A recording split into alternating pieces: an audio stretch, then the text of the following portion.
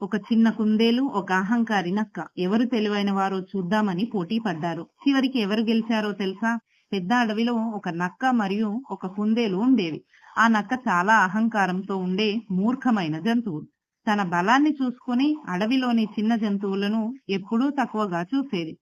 ఒకరోజు నక్క అడవిలో నడుస్తూ చిన్న కుందేలును చూసింది. నక్క నవ్వుతూ కుందేలుతో చెప్తుంది, అయ్యో చిన్న కుందేలు, నువ్వు చాలా బలహీనంగా ఉన్నావు.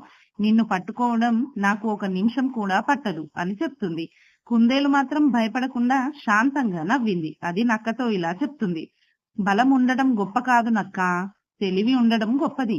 అప్పుడు నక్క కోపం వచ్చింది. అది కుందేలుతో ఇలా అంటుంది, సరే అయితే మనిద్దరం పోటీ పడదాం. ఈ అడవిలో ఎవరు తెలివైన వారో చూద్దాం అని నక్క చెప్తుంది. కుందేలు అందుకు అంగీకరించింది. ఇప్పుడు మొదటి పరీక్ష. నక్క ఒక పెద్ద గుంత దగ్గరకు కుందేలును తీసుకెళ్ళింది. ఈ గుంత దాటితేనే నువ్వు తెలివైన వాడివి అని నక్క చెప్తుంది. కుందేలు ఆ గుంతను చూసి చిన్నగా నవ్వింది. అది దగ్గరలో ఉన్న ఒక పొడవైన చెట్టు కొమ్మ తీసుకొని దానిపై నడిచి సులభంగా గుంత దాటింది. నక్క మాత్రం త్వరపడింది. అది ఆలోచించకుండా దూకింది. ధడాం! నక్క గుంతలో పడిపోయింది. ఎంతో కష్టపడి బయటకు వచ్చింది. కానీ ఇంకా అహంకారం మాత్రం తగ్గలేదు. వారిద్దరూ రెండో పరీక్షకు కూడా సిద్ధమయ్యారు.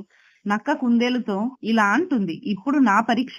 అక్కడ ఉన్న తేనెగూడు నుంచి తేనె తీసుకురా అని చెప్తుంది. కుందేలు తేనెగూడు దగ్గరకు వెళ్లి చాలా తెలివిగా పొడవైన ఆకుతో కొంచెం తేనె తీసుకుంది.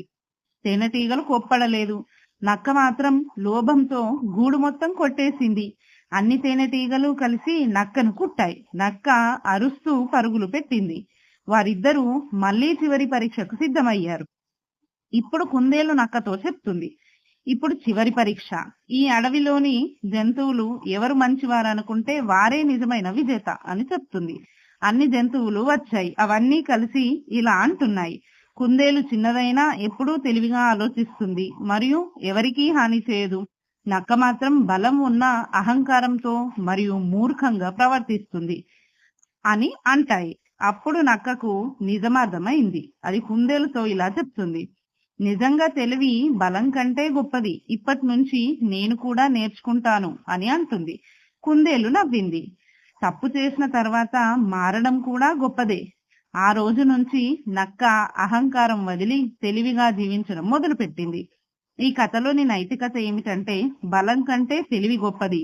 అహంకారం మనిషిని లేదా జంతువుని మూర్ఖుడిగా చేస్తుంది. అహంకారం ఉన్నవాడు చివరికి ఖచ్చితంగా ఓడిపోతాడు. తెలివిగా ఆలోచించేవాడే నిజంగా గెలుస్తాడు. ఈ కథలో మీకు ఏ పరీక్ష నచ్చిందో కామెంట్ లో చెప్పడం మాత్రం అస్సలు మర్చిపోవద్దు ఫ్రెండ్స్. ఈ కథ మీకు నచ్చితే లైక్ చేయండి. ఇంకా ఇలాంటి మంచి మంచి కథల కోసం వెంటనే తెలుగు స్టోరీస్ ఫన్ వరల్డ్ అనే ఛానల్ ని సబ్స్క్రైబ్ చేసుకోండి. ఈ కథ మీకు చాలా బాగా అనిపిస్తే మీ ఫ్రెండ్స్ తో షేర్ చేయడం మాత్రం అస్సలు మర్చిపోవద్దు.